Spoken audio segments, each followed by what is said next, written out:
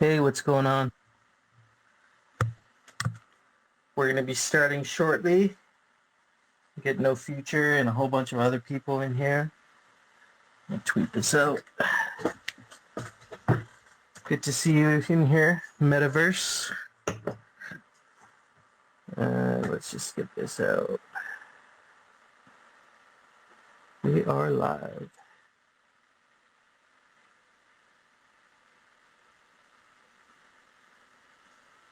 Come join us.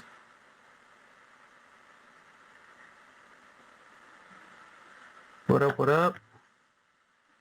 We'll be starting here shortly. I'm just waiting on No Future to join us and a whole bunch of other people. But we usually get started around 7 p.m. Eastern, which is roughly 4 p.m. my time. So the time is right. I'm just chilling here. I bought myself a new MIDI controller. So like a little keyboard with a bunch of it's like drumming finger pads and a bunch of other kind of stuff on it. So I might be starting to create some fun Aavegtochi beats that we can use in our games and videos. So that's just what I've been working on today. Let me just shoot No Future message 1 second.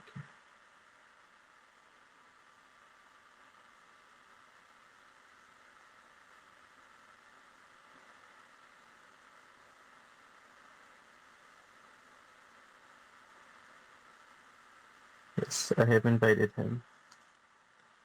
Yeah, I hope you guys have been doing well, man. Like, I hope your guys' new year has been going good. I mean, it's a kind of a weird time for everybody, but the Gotchiverse is chill.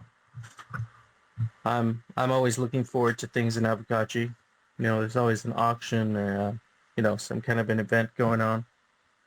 But lately, I've been looking forward to maybe some more stress tests or something. I think that'd be pretty cool.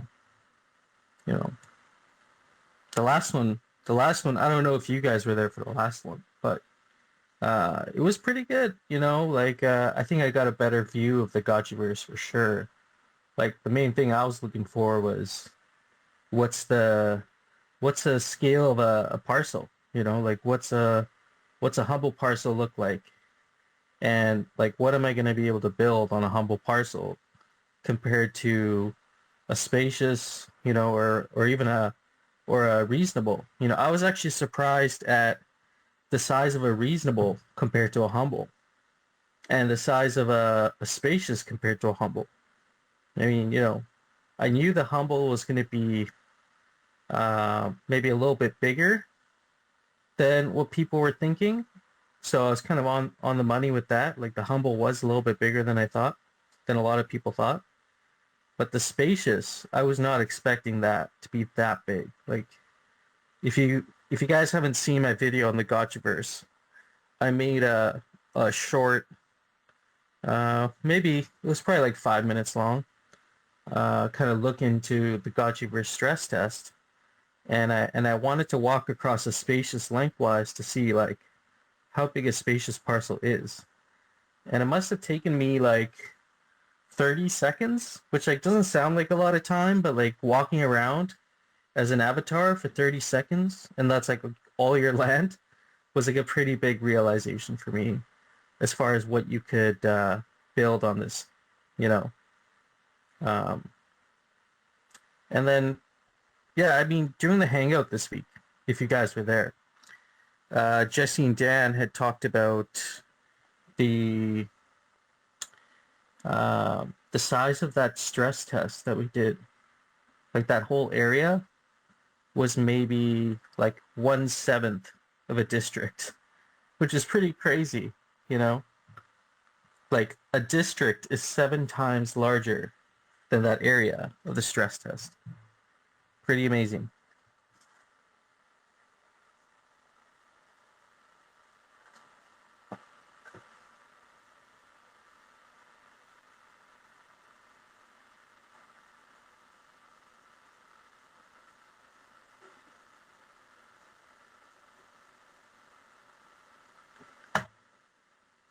you guys are also welcome to request to speak as well if you'd like to.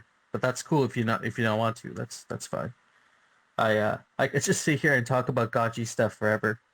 Um here we go. You got no future on deck. What's going on, man? Let's get you up here. We got the whole Gotchi gang coming in. Make you co-host in case I get rugged. Which hopefully, honestly, hopefully it's been pretty good lately. Like I haven't been rugged on any of these spaces. Knock on wood, knock on wood, because yeah, like I haven't been, it was pretty crazy for a couple weeks. It was like every space that I would do would get rugged. And I'm not sure what that was all about, but it seems like we're being left alone. So that's good. How's it going, man? So far so good. I was just in the Portal Mages call, so I just jumped out now, and now I'm here. Oh, that's cool. What are the Portal Mages up to these days?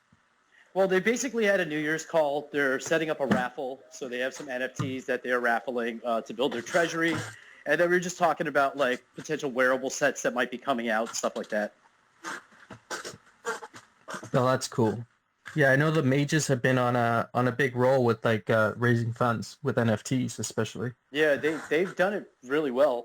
I think they're actually going to raid this call. They were saying that at the end of the call, so I wouldn't be surprised if a whole bunch of them jump in soon. Oh, that's dope. I'd love to get a bunch of mages in here. Yeah. I feel like the Portal mages will eventually become like this almost, I don't want to say secret society, but definitely like, you might see a bunch of influencers, you might see a bunch of like gotchis that run their own guilds, but secretly like behind the scenes, they're also a Portal mage too, like, for me, I'm part of the Portal mages too, but like I got my other things all going on too. And I know a few other people who are in like mainly in other guilds, but they're like, yeah, I'm a Portal mage too. Like it's like an identity piece of the Gotchiverse. Yeah, they're like pretty much the OG first guild. So they've had that first mover advantage like ahead of all the other guilds. And like people like Thrax are involved, Lord Hills, Lord Brills, Pensky, Angel of Ares, like they're all doing they're doing some innovative stuff. So I'd like to see what they're doing and then try to come up with ideas for some of the other guilds that I'm part of because they're being so innovative. Yeah, how many people are in the Portal mages now? I'm not 100% sure, to be honest. I know our call had like 12 or 15 people just now. It seems like they have, I'm in their Discord now, 98 members are online. That isn't an indication of how many people are in the guild, but 98 of them are online right now.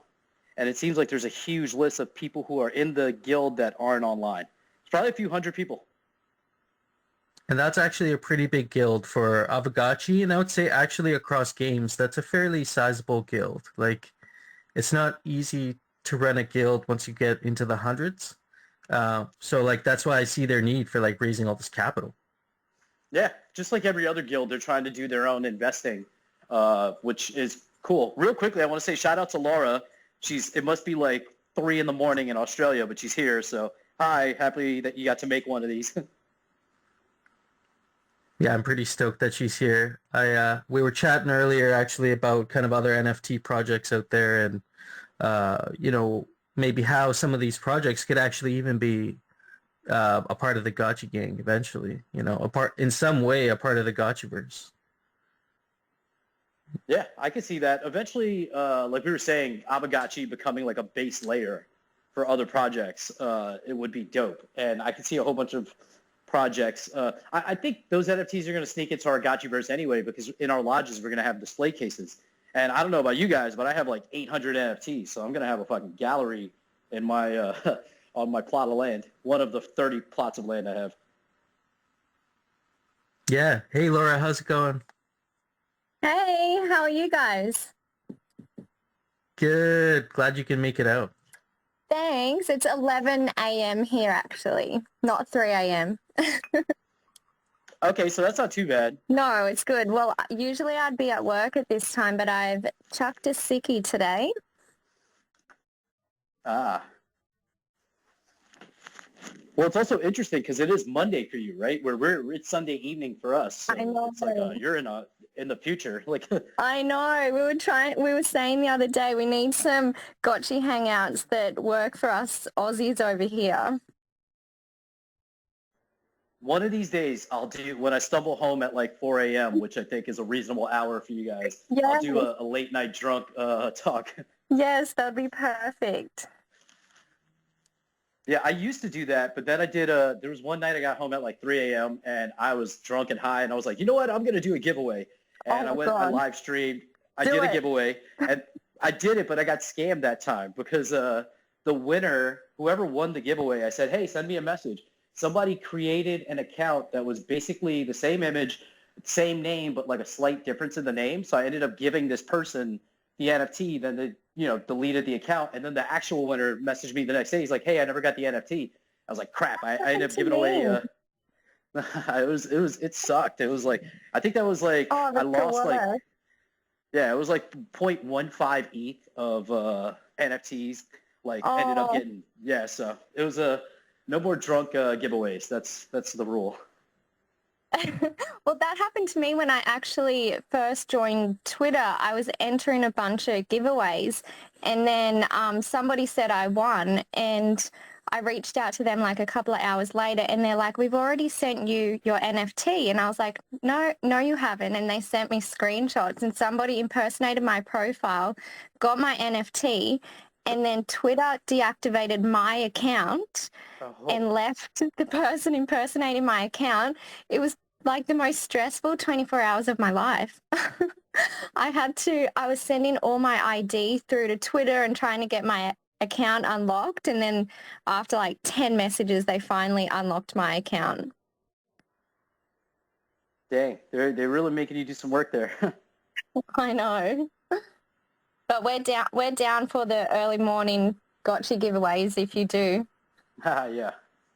I'll try to make it happen. I will try to make it happen. Some impromptu late night talks. I'm down. I'm always down for that. Yeah, I mean, I do it. I don't mind because if I don't know. I talk a lot anyway, so I can do it. But it's always like a weird thing because I think I'm in the U.S., so I'm thinking in U.S. time zones. But I realize that if I do certain stuff, like either really early in the morning or very late at night, it opens me up to a whole new Twitter audience that I mostly don't engage with because either I'm sleeping or they're sleeping. So it's a good little thing to do. And with these giveaways, it's actually fun because I tend to draw in, like I've onboarded a lot of people to Aavegtochi who have just like checked out a live stream of me giving away some other NFT.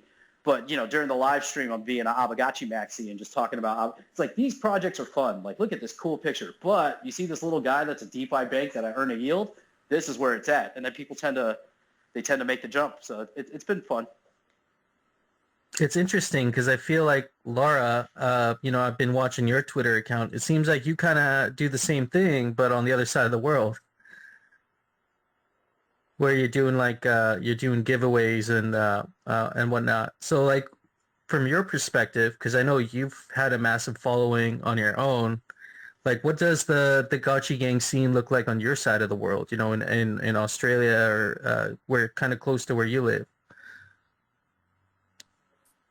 I actually feel like there's not too many Aussies in the Gotchi gang. Like I've come across a few, but I feel like majority are over in the US. I tried to onboard my friend. You probably saw the post. I tried to get her into the Gotchi gang, even just to stake some Ghost and sell raffle tickets. I might actually message her and see if she can join.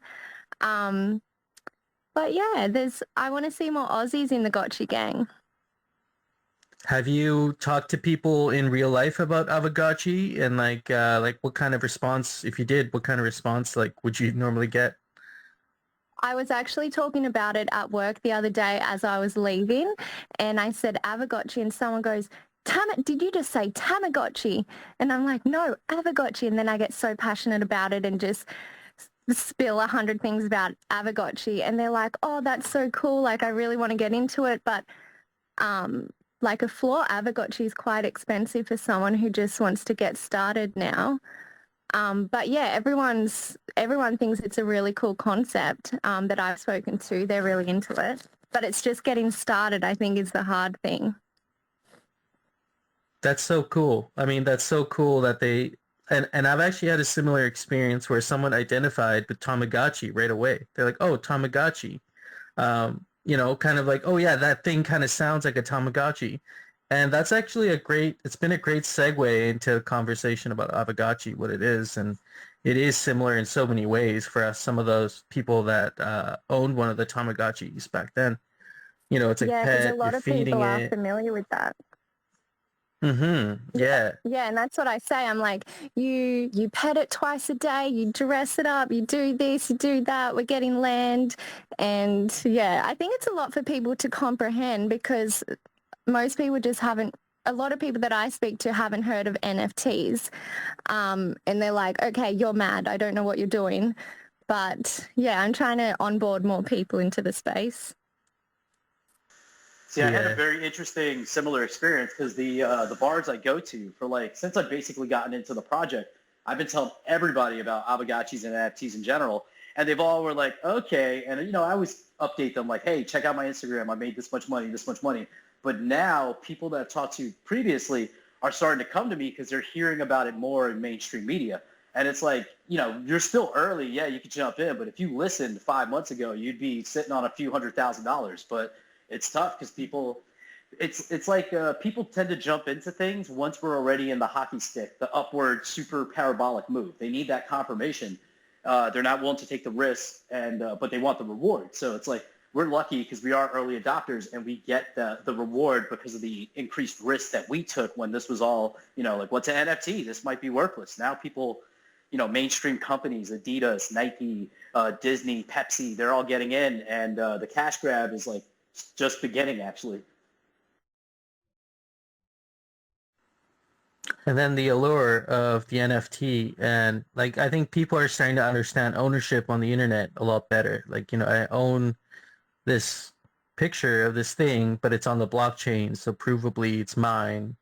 And then that opens the door, like, you can rent it out or you can do whatever. With Aavegtochi, like you were saying, Laura, there's like, like so many different use cases for it. It can be kind of overwhelming at first when you're talking about it to people. They're like, okay, I just found out about this, but then there's like this piece and this piece and this piece and this piece, like the rarity farming, and you have there's just a lot of information to take in. But I think that's where like people like yourself, people like No Future can make like a big difference for those people.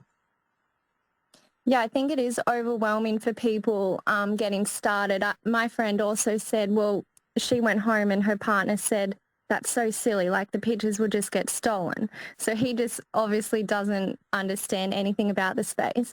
But I think in Aavegtochi, there's just so many rewards to be had. Like I think out of all the projects that I've been in, Aavegtochi is the one that has rewarded us the most with the rarity farming, the staking. So yeah, I just love this project.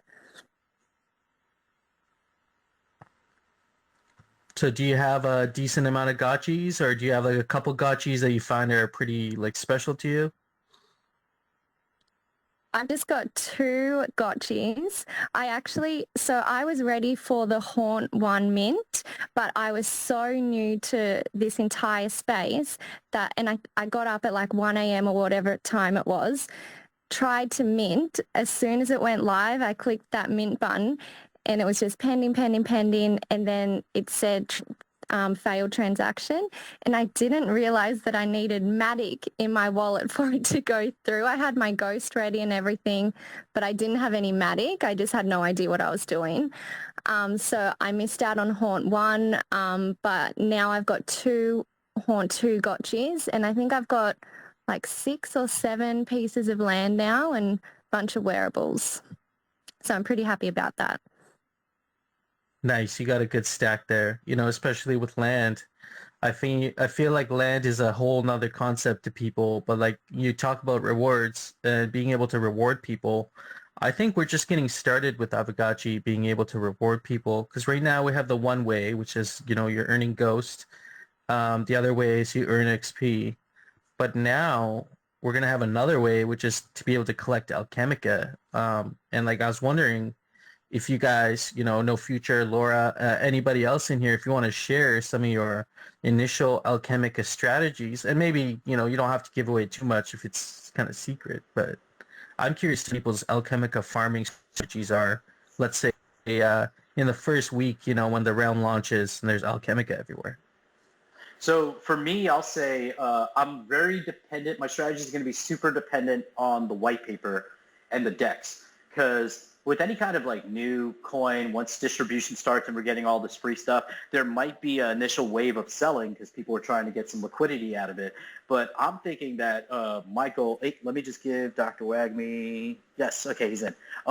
My goal will be accumulation, because the faster we can get Alchemica, like I might actually go out of my way and just buy a whole bunch of it too, because the sooner I can get installations on my parcels, the more Alchemica I will generate, and then it just, it becomes a snowball, just building and building and building. Hey, what's up, guys? Yeah, like No Future was saying, it's going to be a pretty wild beginning. The first week that we have access to Alchemica, like this community is so passionate and obsessed with Aavegtochi that these like ERC20 tokens that aren't on a bonding curve are going to go through the roof. So I plan to buy a very large amount of all of the Alchemica that's available, because I think there's just not going to be enough coming on the market quickly enough, especially as there won't be a ton of Gotchis right away, because lending won't go live possibly at the same time as the Gotchiverse. So even just like all of us wandering around collecting are going to want to keep it.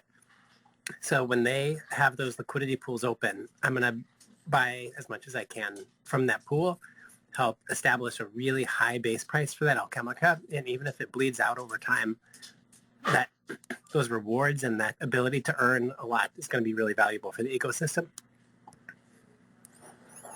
Yeah, I'll also say that the one thing that this all really hedges and depends on is the state of the decks that we're going to have. Because during the hangout, Jesse and Coder Dan had mentioned yesterday that they have to create a new entity to like basically house the decks, to own it, because of like legal implications for them as American citizens or formerly American citizens. So that, like, although Alchemica will be there, we might not even have a place that we could sell it at the beginning, depending on if they have the decks up and running by the start of the Gotchiverse. That's why this white paper is really going to be seminal. It'll be so informative.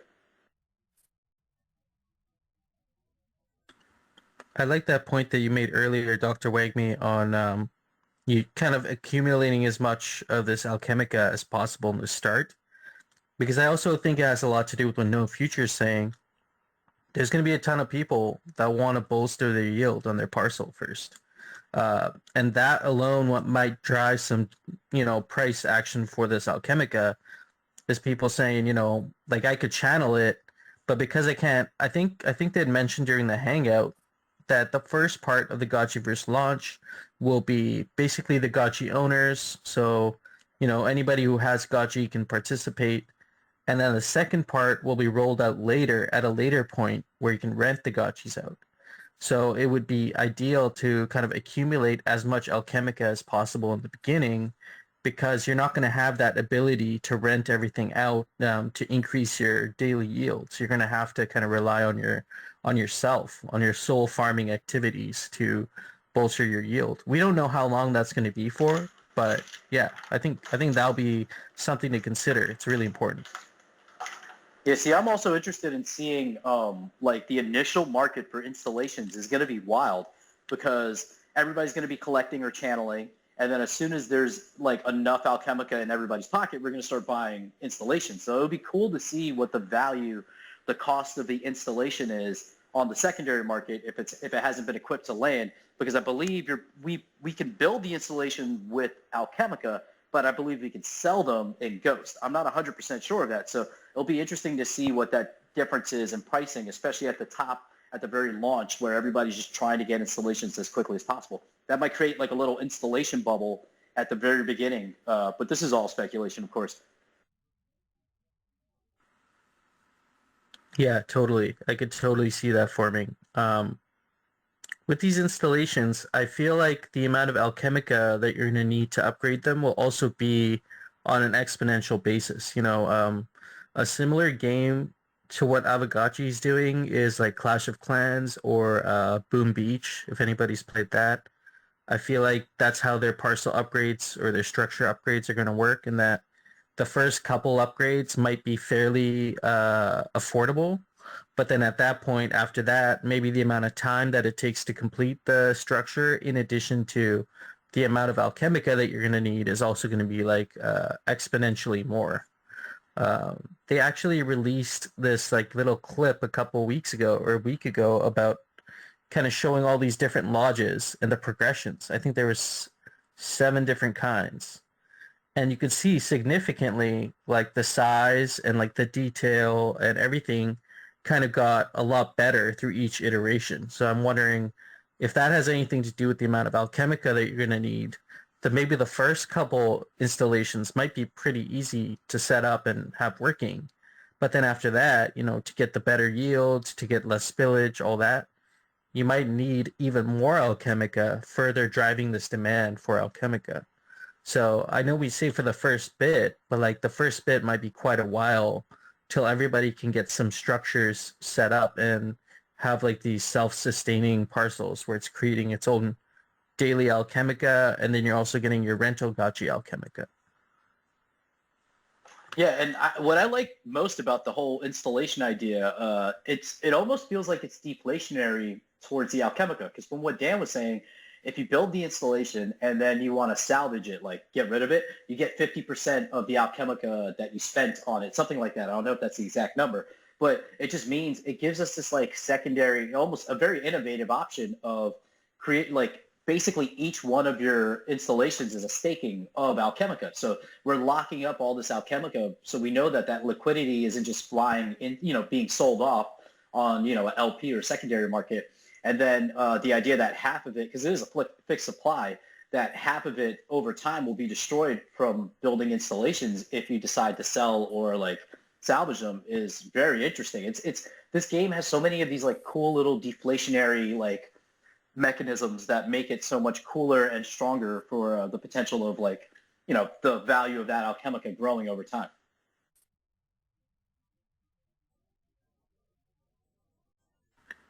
Yeah, totally. I mean, me personally, like my strategy for farming Alchemica is going to be mainly around, I mean, it's a good point you guys make about purchasing Alchemica. That's something I haven't really thought about very much, but I do think that would be a smart move in the beginning to like purchase the Alchemica and then just like use that Alchemica to build your parcels and build some of these structures. Especially this tiles thing that was like subtly mentioned at the start, but I picked up on it and I did a double take, like what, tiles? And that kind of added a whole new set of ideas in my mind of what I could do to my parcel, especially larger parcels where I could maybe create like a mosaic or a collage of some kind with these like tiles. And apparently there's going to be some OG tiles. So I'd like to know, like, what are you guys' thoughts around that? Like, were you kind of blown away by that, or is that something that like is interesting to you? I love it, man. I'm so hyped about it. It's going to be a blast to decorate it, to look how you want, for guilds to design it to represent their guild. Maybe it'll attract like big money from elsewhere so they can have advertisements on a big spacious parcel that you can zoom out and see something cool, or you could, make a Bored Ape out of the tiles, or, whatever. I think the possibilities are endless, and it's just one more demand for Alchemica, which is going to be really important, that we see as much demand for Alchemica as possible for this to be a sustainable play-to-earn economy.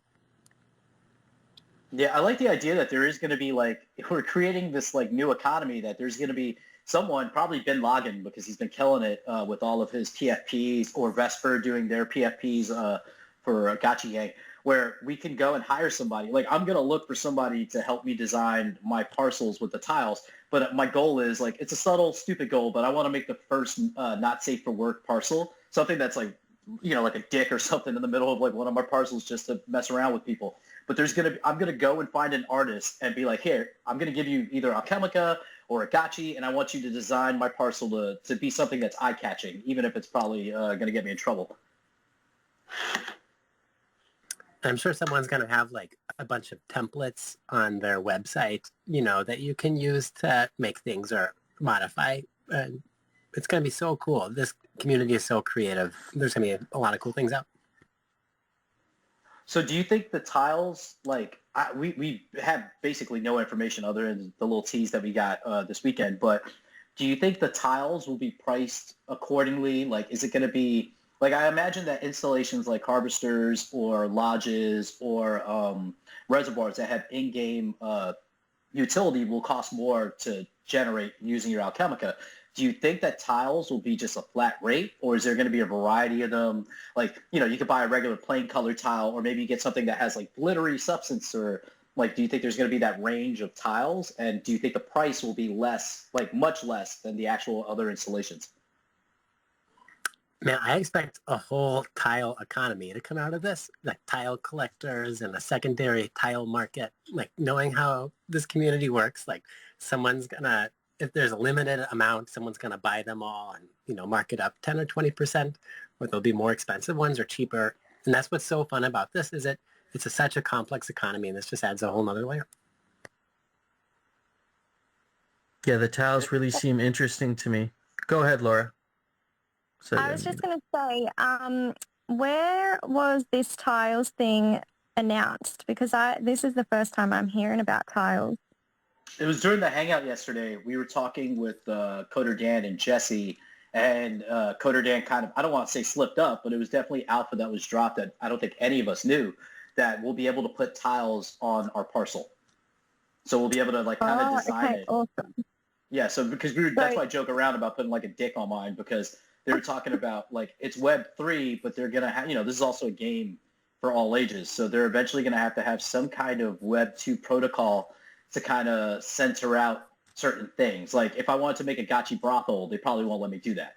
Like that's going to be bad faith for the game. I joked around about that months ago. Like, so I respect that though.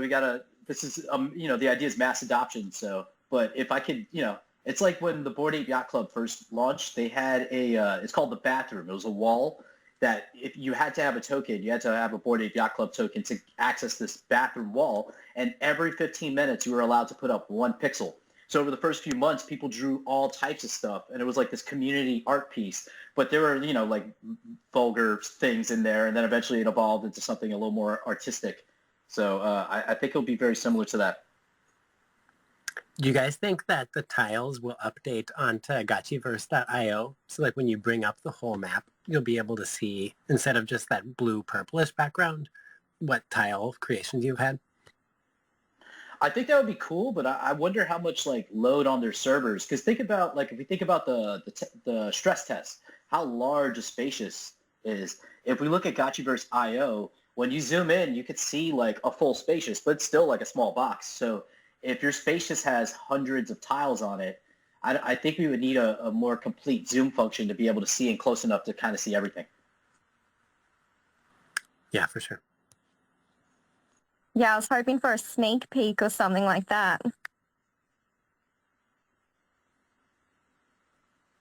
Hey, Bearded, I saw that you just jumped up, so I just want to say hi. Hey, guys. How's it going?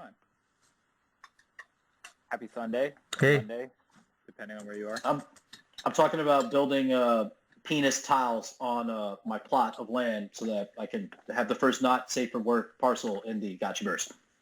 Yeah.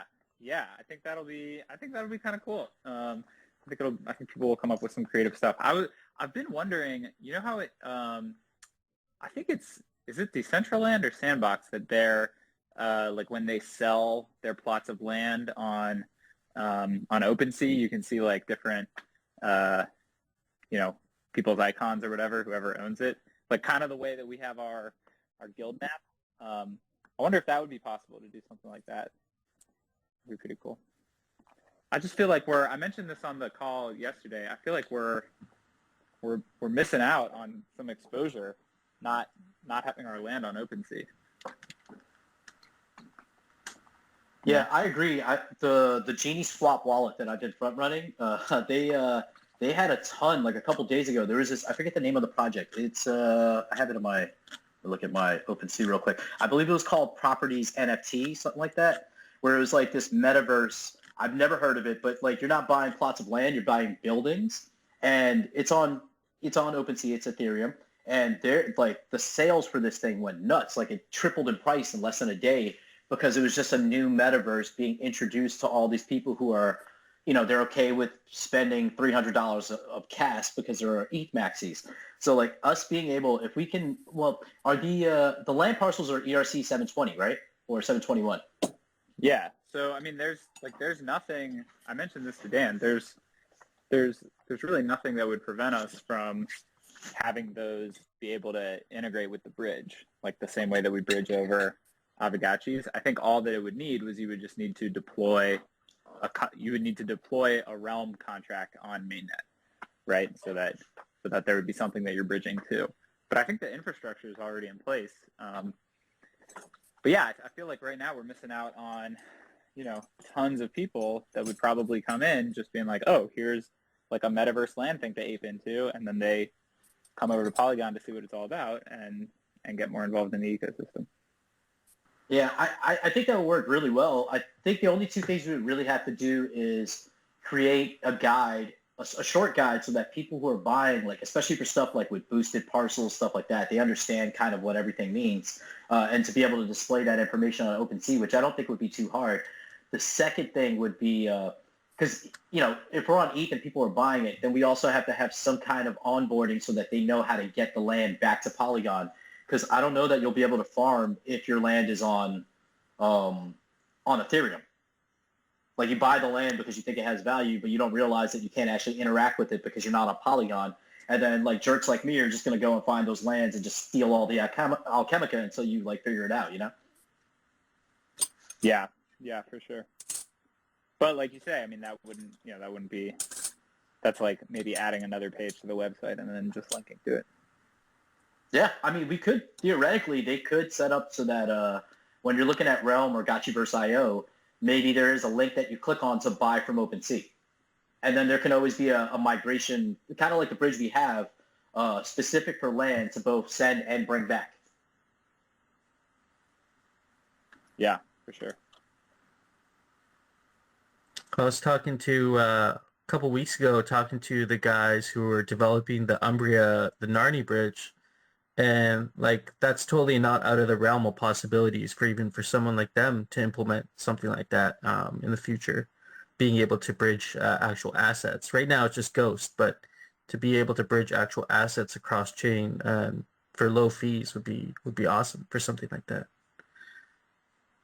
Yeah, I think it's harder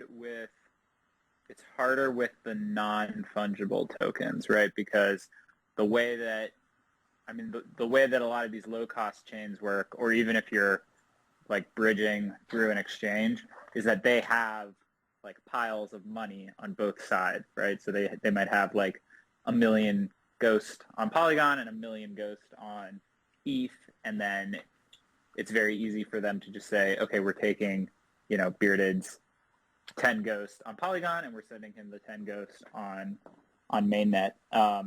Where I think it gets trickier is when you talk about the non-fungible tokens, because you don't have that object already on mainnet. I mean, I guess the way it could work, which honestly, I actually don't even know how I don't know how the bridge works, but maybe the way it works is that you just have, like, you just replicate every token on mainnet, and then it just sits there at the bridge until somebody wants to bring it over. I don't know. Yeah. No, I see what you're saying, especially with the different types of tokens compared to an NFT would be definitely a lot different. But I could see a cross-chain future coming. Like it's on the way. I think there's multiple technologies that Polygon's developing, and like people like Chainlink are developing, CCIP. I think we're going to see a lot more cross-chain stuff in the next year or two, and that'll open up doors for Aavegtochi to expand its, limits, because right now it's technically limited by a lot of those factors. But I hope that changes, Going back to what you were saying about selling land on OpenSea, I know some people had bridged their Aavegotchis over to Rarible a couple months ago. How has that been going? Like, have people been willing to pay a little bit more in ETH for Aavegotchis? That's something I wondered. Like, what are your experiences with that if you bridged any Aavegotchis over to Rarible? I think most people, but I think a lot of people ended up bridging back. I know I ended up bridging back. There wasn't really the. I think I probably got the wrong strategy, which was I bridged over some of my like higher end Aavegotchis, like some of the like a couple double mythis, thinking like, oh, people on mainnet will just ape into anything, so like they'll probably pay me above, above what I could get on Polygon. I think the move, which was probably successful for some people, may have been bridging over floor Aavegotchis, and like because I think at one point the floor on Rarible was higher than the floor on Polygon, but it I don't know. I mean, it did not seem like they were being swept up, which I think a lot of us for a while were hoping that as soon as we get over to mainnet, these are going to be worth a lot of money, and people will just swoop them up. Yeah, that's an interesting point. Yeah, I think it's also a factor of like I love Rarible, but Rarible is not OpenSea. OpenSea has that marketplace that has a lot more volume. So I feel like if we were on OpenSea, it'd be a little easier. But then you have the issue with the diamond contract for OpenSea, so it's like it becomes a whole thing. I think we were on OpenSea. I think everybody was just listing, because I at one point had items listed on both. I think everybody was just listing on Rarible primarily because they were incentivizing Aavegotchi trading for a while. They were giving out more Rari tokens to Aavegotchi. Yeah, I think it was triple rewards for Aavegotchi sales, so which is very nice. Like I never did it though because I'm always a wait and see kind of guy. But even now, I'm looking at Aavegotchi stats. There are currently 303 gotchis sitting on the other side on Ethereum. So I'll go check Rarible and see if there's actually been any volume. What about the Terence McKenna Gotchi? Wasn't that the highest selling Gotchi? Bearded, that's you. Well, yeah. So Terence. Was that your one? No, it wasn't. But yeah, so that was sort of a separate project that they did, sort of an experimental project that they, before anything came over to Rarible, they sent 5 Aavegotchis over to this project called Uniquely, where you can basically fractionalize groups of NFTs, right? So they put these 5 very valuable NFTs into a pool, and then they basically tokenized it, right? So you could buy fractions of that pool. So it was just kind of an experiment that they did. I think No Futuristic was referring to me because I ended up buying, maybe like a few months ago, they broke apart the collection. They like auctioned it off, and I bought one of the, not Terrence. Terrence went for like $1 million or something, but I bought the cheapest one that they had. Wait, Machine Elf. That's the one you bought, right? Yeah, Machine Elf. Yeah, still a nice pickup. Yeah, I actually ended up, I bought it for 15 ETH, and I sold the wearables that he had on him for more than the price that I paid. So I got Machine Elf for free, basically, which was nice. He's got that awesome astronaut badge. So I'm looking at Rarible now. I'm looking at the activity for Aavegotchi, and there are people purchasing. On January 6th at 5:13 a.m., someone bought a 505 BRS Gotchi for 0.3 ETH. So that's like a little over 1,100, which is probably higher. I think it's a wheat Aavegotchi, so that's a haunt too. Another one on the 6th was purchased for 0.3 ETH. And then before that, we had one on Christmas that was purchased. So there are people are buying them on Rarible for about, somebody accepted a bid for 0.168 WETH, which is like $400, which is really cheap. So there might actually be good deals. Like you might be able to get a good deal buying it on mainnet, then bridging it back and selling it in the bazaar. That's interesting. Yeah, Yeah, because I even mean, here, there's unopened portals that are going for half a ETH, which is what is that, like $1,700? Where currently, I think unopened portals. I think this is it might be an H2, but I think H2 unopened portals are going for around 700 Ghost, which is around what, 1,500 $1,500? yeah, about 1,500, I think. Yeah, there might be. I mean, there might be some really good deals right now with ETH. I think Ghost has obviously been doing a lot better than ETH recently. So with those prices diverging, there might be some good deals on there. Yeah, like there's a 516 BRS Gotchi. It was purchased for 0.36 ETH. So that's like a little over $1,000. But if you go to the bazaar, 516 is probably going for like 700-800 Ghost. So that's $1,200, $1,300, $1,400, something like that. That's a great point right there that you just made, that the assets, Aavegtochi assets sitting within the Aavegtochi ecosystem are protected by the bonding curve.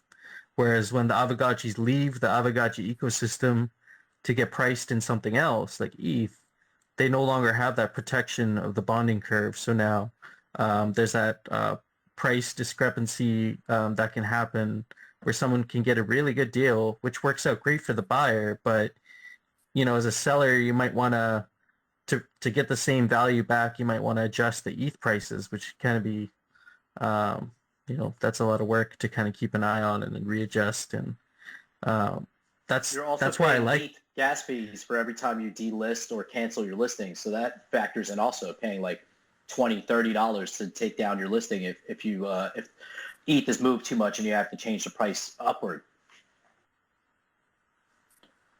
Speaking of things being a lot of work, Dr. Wagme, should I tease VGhost? Do it. All right, so this is there's a project that I'm working on that Dr. Wagme is involved in. I've had like a number of conversations with, like, probably consider like some whales coming in and sort of explained everything to them. I'll see people on Twitter who will say like, oh, I'm interested in Aavegtochi, but I have no idea where to start. And so I'll drop into their DMs and talk to them about it. And all these people end up saying like, this is like this is way too complex. Like, I have to stake Ghost. I have to keep track of my friends. I have to buy raffle tickets. I have to like figure out what the market prices are. Like, no futures. Like, I'm sure you've had conversations like that with people. Hefe, I'm sure you've had conversations like that with people. So I kind of had this idea for a on-chain like asset management contract where people could deposit their, sort of like how Yearn.finance works, right? Where people are depositing their assets and like everybody's combining their assets into these vaults that are then being managed collectively to optimize their yield. So I had this idea of doing that for Ghost and Gotchis. With Ghost, the way it would work is you would deposit your Ghost into this vault, and the vault would be managed by a multi-sig of like a handful of experienced Aavegtochi OGs, and they would not be able to touch the Ghost, but they could stake the Ghost for Frens and then manage the Frens and the raffle tickets. So basically you would be depositing your Ghost and receiving back this VGhost token, which is basically a Ghost kind of stable coin, right? Because it's backed by Ghost, but then you're also getting the 40% return baked into that token. Kind of how the Cheetah's CAM tokens work, if anyone's familiar with those, that you can, you put an Aave token into them and they automatically compound so that the CAM token actually gets more and more valuable.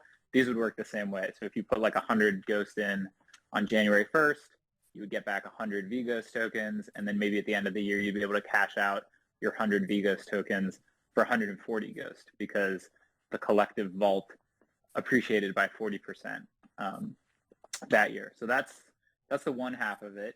And the really cool thing about this is that I have been in contact with the QiDAO devs, and they're actually very interested in having this as a collateral source on QiDAO, which would kind of be incredible because you'd be able to get exposure to the 40% APR from investing in Frens, but you'd also be able to take that VGhost and deposit it on QDAO and take out loans backed by that, which would also be really cool. And then the other half of it is Aavegtochi management, which I'm kind of thinking of as a like Gotchi world on steroids, where you would deposit your Aavegtochi into this vault, and the managers would not be able to like do anything to your Aavegtochi, but when it's there, it's going to be pet. It's going to have all the non-minigame XP drops managed for it.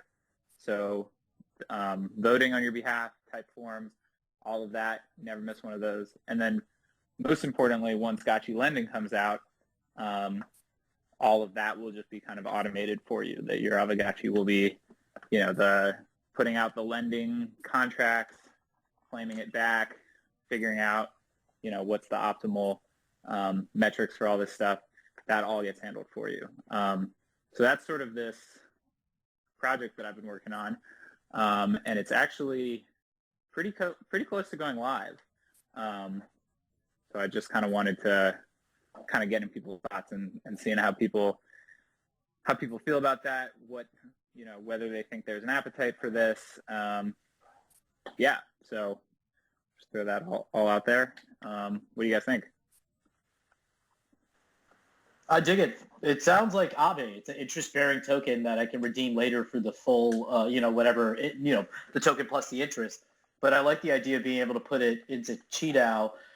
Question for you though, like, say if I stake my Aavegtochi with you, will there be a function where you potentially do lending, and say you're managing the lending of all these Gotchis? Will there be anything where it's like a fee share? Like say I send you 10 of my Gotchis because I can't manage them. You have them in your vault, and then you find people to rent to. Will there be a function where we can, a revenue split? Yeah. So the way that the Gotchi lending is set up right now for everybody is it basically has a three.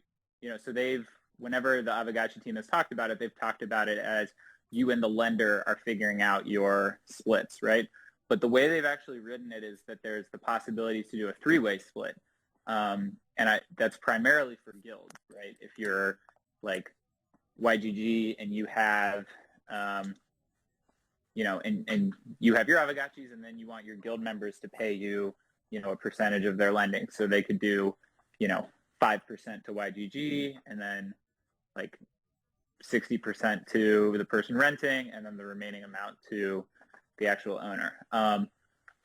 So what we would do, and all the actual fee numbers have to be figured out, but what we would do is we would have that the protocol would take a percentage of the lending fee. And obviously, we need to figure out what is the right number that people feel like they're still getting value add at, making sure that their Aavegtochi is constantly being loaned out.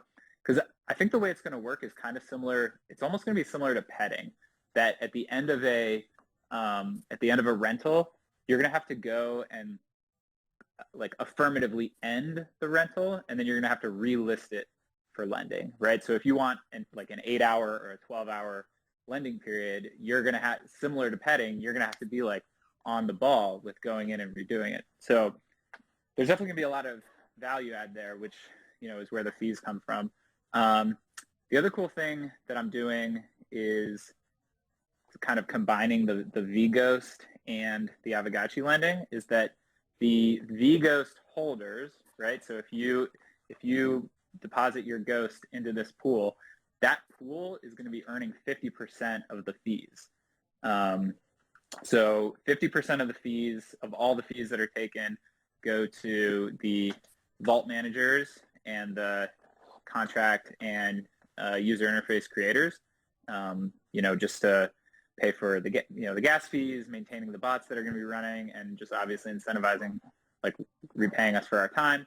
But then the other 50% of the fees, those go to the VGhost holders. That ghost goes directly into the VGhost pool. And so if you own VGhost, you're earning fees on the Aavegtochi lending. And there will probably be, similar to how with Gotchi World, you have to pay 100 ghosts, there will probably be like either a deposit fee or a withdrawal fee, like a one-time fee for 10 ghosts or something, just to make sure that, again, that this protocol can keep working in terms of gas fees and maintaining the bots and everything.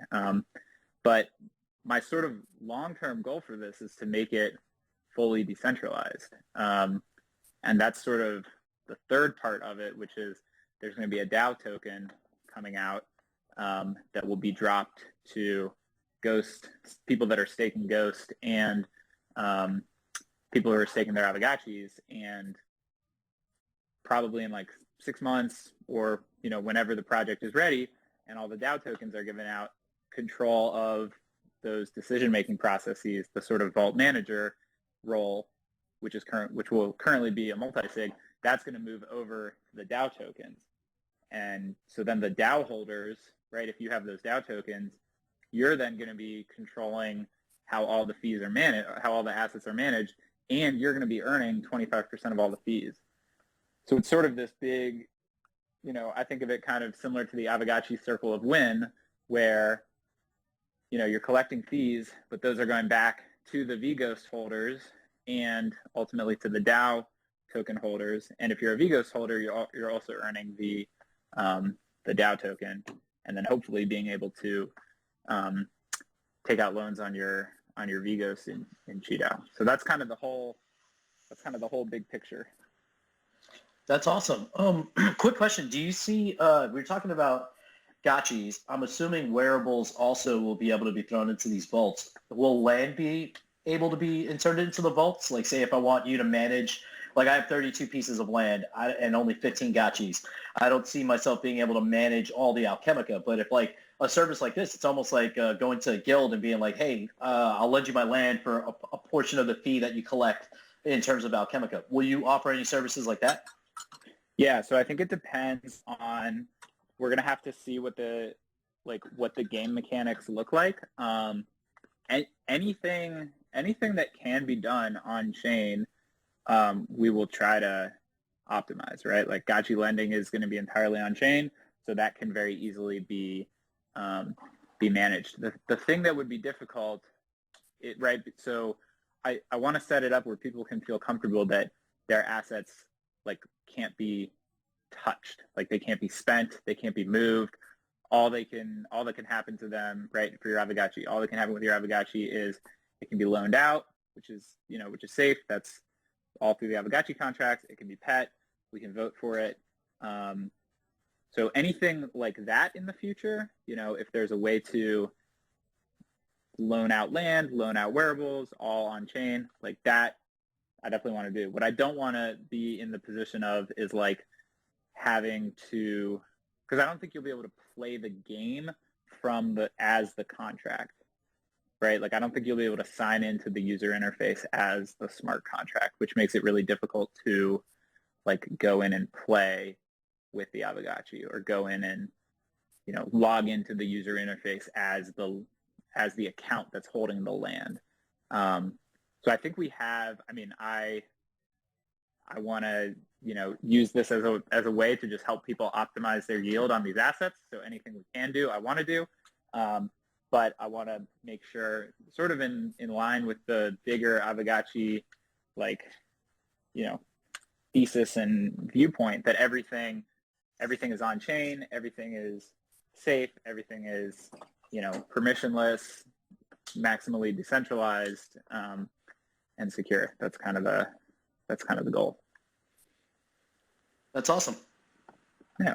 I love the idea. I love it. I just want to clarify the one piece with the vGhost. So I'm depositing my ghost into the protocol. I'm getting back the vGhost. And then in return, I guess now the vGhost that I'm holding is backed by the ghost that I deposited, plus it's earning a certain amount of APY from the Frens that I would normally be accruing. Is that right? Right. So basically, and this code is actually just like I'm not going out and paying like $50,000 to get an audit. So I'm trying to use as much as possible like other people's code. So this part I took from the Cheetah CAM token code, which has been audited. And basically the way it works is whenever you deposit Ghost, you earn sort of like the V Ghost that you get represents a share of the entire pool of Ghost that's put in there, right? So as that pool of Ghost grows, your V Ghost, still represents a share of the total pool, but as the total pool grows, you can cash it back out for more Ghost. And I wrote into the smart contracts like a function that you can just view. There's just like a conversion function, right? So you can just view, my one V Ghost equals, 1.3 Ghost or whatever, and it'll just show that on the website, which would be pretty cool. That's awesome. Yeah. That's a really cool. We all have this problem here of spending all our ghosts, right?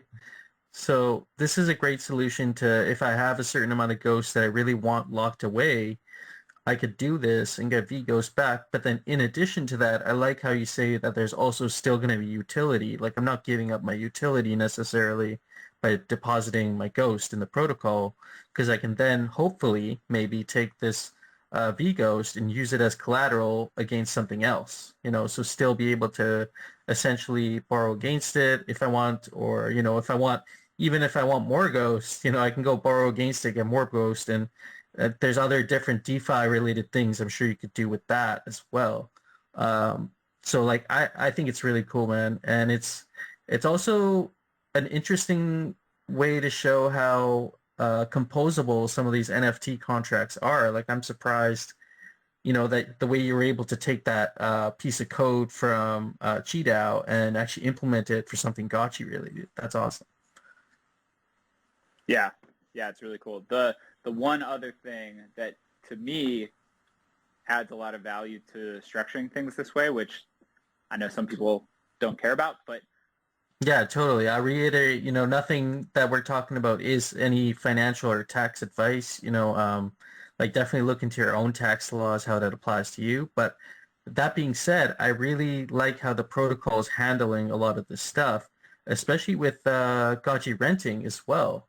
So there's a huge difference. I think that there will be a huge difference between like myself handling my own rentals versus putting it in a protocol like this, or lending it out to a guild and have that extra yield by having my Aavegtochi continually be in use.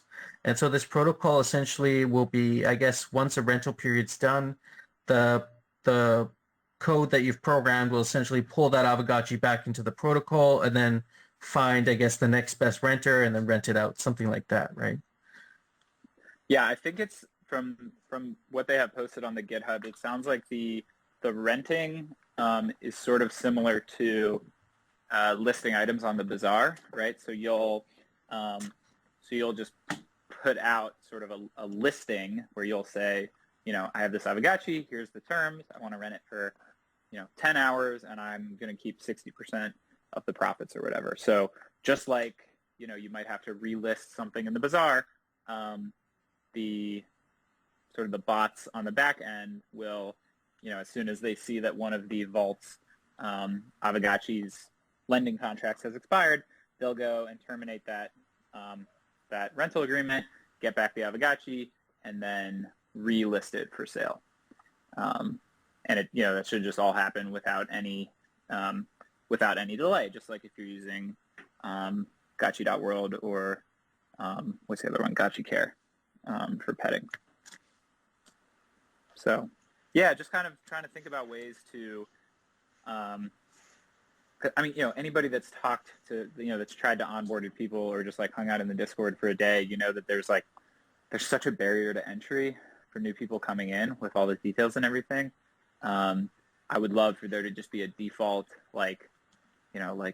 you're interested and you want to buy a bunch of Aavegtochis, but you don't want to spend, a couple hours a day managing them. Like, just send them over to this service and they'll take care of it for you. That's sort of the drive behind this project. And, trying to do it in a way that abides by our sort of greater principles of, having everything on chain, trying to be as decentralized as possible, permissionless, things like that. Yeah, we were talking about onboarding earlier, and Laura, who was here, had mentioned how a lot of the people she would speak to about Aavegtochi were kind of they didn't really understand the value proposition with Aavegotchis. Like they thought, they're super expensive, but when you bring these other options on the table, like potentially earning through vGhost or having your Aavegotchi lent out on a protocol that's 24/7 making some sort of yield in this Alchemica token, it suddenly changes the value proposition for an Aavegotchi. In that someone that's maybe still taking time to learn the game can maybe buy one or two Aavegotchis, have one that's earning passive yield for them, and then have the other one that's actually they're using it to actually play the game, for example.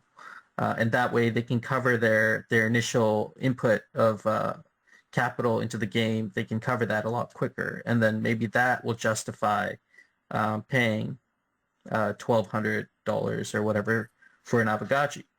So I think the once the education around this kind of stuff gets out and it becomes more like digestible for people, I think you'll see more Aavegotchis being bought up on the bazaar as well by like the smaller players. They're like, okay, this actually has some yield bearing stuff outside of the tokenomics of the game and the A token collateral and all that. There's actually additional yield earning opportunities outside of that. So that's really cool, man. I think one of You the guys- additional Oh, I was going to say the additional cool thing I think about this is I think this could be really good for our native guilds who happen to have a lot of assets and are still working on player growth to have somewhere to utilize those assets or maybe direct new players like, hey, this is where our gotchis are. You can rent from here. They're there. And then, that is part of our ecosystem and is going into vGhost and how we can support each other until you want to go your own way with it, or you can just keep using the service. I think it will add a lot of value. yeah, I love that. I actually have a question for, oh man, I was going to ask Laura a question. Now she's gone. Bummer. Anyway, so the question, which I think, I know that, I think I remember her tweeting about that, in the last auction, she only had like one or two raffle tickets. And the one thing that kind of stands out to me is that,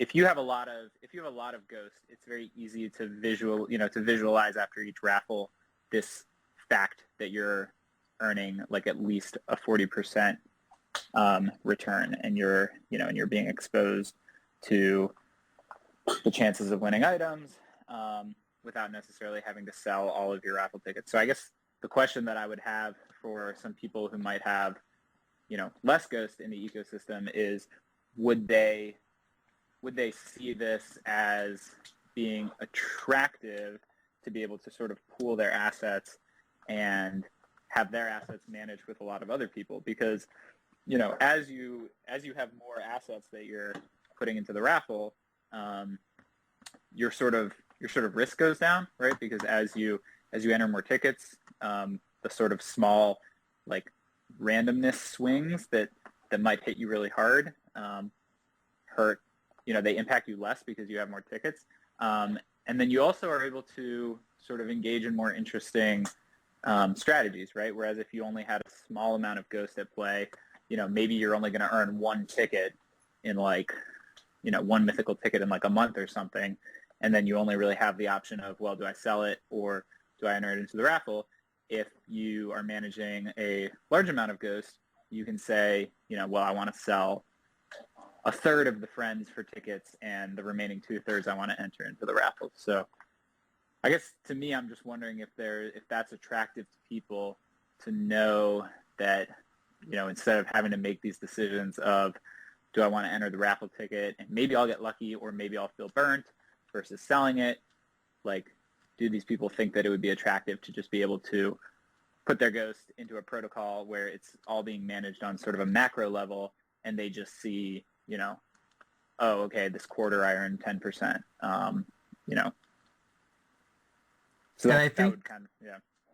I totally hear you on that. Like I'm just sitting here thinking about if I wanted to rent or rent out some wearables, Like, even it kind of could tie in with this DAO governance token where the DAO itself could have all these items that have been won through these communal raffles from all this accumulated ghosts. And then, based on your token holdings, like the amount of DAO tokens you have and whatnot, you might be able to rent some pieces of equipment out for certain periods of time. Like, I think it just opens the door for more complexity later down the road. Like for right now, we don't have a huge idea on the utility of some of these wearables, but I can imagine it's quite significant for some items. Yeah, and one thing that's really interesting that I saw in the code is they're giving, I think again mostly for guilds, they're giving this ability that you can when you rent your item, well, I mean at this point there's only Gotchi lending, but when you rent the Gotchi, you can whitelist certain addresses, right? So you can say like, you can basically say like, look, I'm renting this for free, right? I'm not going to take a cut. Like if we were the protocol and we had, accumulated some Aavegtochis, we could say like, we're renting this out for free, but it's only able to be rented by these certain, by these certain addresses who are the vGhost holders, or who are the vGhost holders with over 100 vGhost or something. So yeah, you're right. It adds, it introduces a ton of potential complexities and like interesting strategies and dynamics that you could implement in the future. Yeah. Yeah, I totally see all the opportunities here unfolding before me with just some of the things that you explained. Even for closed portals, like I've always had trouble I wish I would have kept at least one portal closed. But if I had something like this, I'll just deposit it in the protocol. Now I can have that peace of mind that I won't open it when I'm like really buzzed at like 3 a.m. and just want to roll the dice, right? And then maybe earn a little bit of yield on that. Like that's a bonus. Man, if you figure out a way to get yield on closed portals, let me know. Yeah. Yeah, I mean, very quickly, I just want to, because I heard a baby cough in the background, so I want to give a shout out to, he's in here, user oxdefault.eth. Him and his wife just welcomed a new baby, and I believe yesterday into the world, Amalia, if I'm not mistaken. So, I guess that's the first baby we have in Gotchi Gang. I don't know that anybody's had, oh no, Jowls had a kid earlier in 2021. So, but congratulations. Just want to say that real quick. Also, Bob Saget just died. So I renamed one of my Gotchis. No. Yeah, he just died. So I tagged you in it, actually. I renamed one of my Gotchis Bob Saget just so I can get that, just to do it. It's probably way too soon, but, that's what I do. He wasn't that old. He was 65, but that dude did a lot of drugs. Like, have you ever seen his stand-up? No, I don't think so. He's filthy. Yeah, no, he's like Andrew Dice Clay. Like he comes out and he's like sucking dick, or like just completely not Full House Danny Tanner, like what you expect from watching the television show. He's just filthy, filthy, filthy. Plus he was in Half Baked. There was a whole that actor Jamie Kennedy did like a song about Bob Saget. That was like rolling with Bob Saget, and it was the same thing. It was just like, Bob Saget is crazy. He does a lot of drugs. He goes out and whatever. And have some merch offered either through the Aavegtochi Pacific channel or through like one of my parcels or an event, maybe get a token and you burn it. Have you guys thought about anything like that for like once you do have your own kind of Gotchiverse plots and, how you'd want to develop that? I've thought about merch. I'm waiting to get more guidance from the team because I don't want to create and sell anything. But it would probably be Music City Gotchi Gang shirts and hats like that. But I have to find a developer, wink, wink, bearded, to help me build the NPC to sell stuff. So that's definitely part of my long-term goal, to be able to have a couple parcels or NPCs spread around the Gotchiverse that will sell my wares, essentially. Yeah, I'm very excited to see what their software development kit looks like. Hopefully it'll be pretty easy to put together some stuff in world. I have not spent much time thinking about that. I probably should be, but yeah. Have you guys been strategizing much on like your parcel locations and kind of where your main parcels are going to be versus like, the ones you rent out just for farming? Like for me, I've been thinking about that a lot this week. I think I've just been kind of waiting for the white paper. Just I've been reluctant to put too much like mental. Well, first of all, I've been spending a lot of time doing this website for Gotchi Vault, but I've been reluctant to put too much mental energy into like figuring out a strategy because we just need the damn white paper. I feel like I've been saying that a lot recently. Like, we need the white paper. 100%. I'm on board with you on that. I've been just holding off for that white paper. It's going to be just so many opportunities for content creation too, from my perspective. Like I really want to do like a video, just like totally breaking it down and maybe have some like visuals and stuff because I know a lot of people like aren't really into like reading a lot of those white papers and stuff. They'd rather get more, some people absorb their information through Twitter threads and smaller posts and, 4-minute videos and that sort of thing, which is just another way someone, absorbs information. So I'm definitely looking forward to breaking that white paper down into like smaller bite-sized pieces. And I'm kind of curious to know how much will actually change from the light paper. I don't know if you guys originally noticed, but I believe the light paper says a spacious parcel was supposed to be 32 by 32, and they're actually 32 by 64. So there have been some tweaks from the light paper. Well, I which know I'm that curious.